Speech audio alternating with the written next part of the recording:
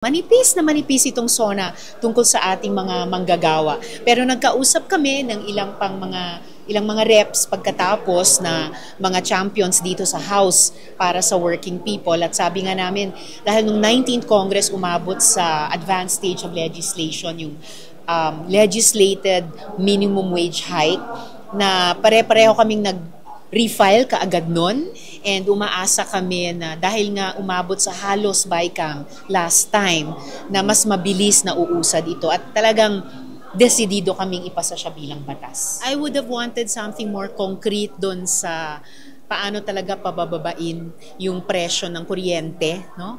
At saka langis, pagkain din. Bukod doon sa at least tinalakay nila yung paano mas aayusin yung serbisyong tubig sa mga tahanan natin. Para ding siyang business as usual na SONA.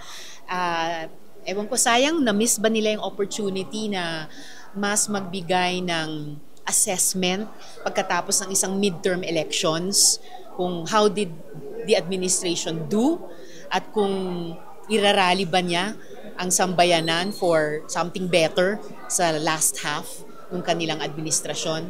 I would have been curious din kung banggitin nila yung tariffs, but okay na sana kung mas kinongkreto pa nila yung mga economic issues ng pagkain, kuryente at saka langis.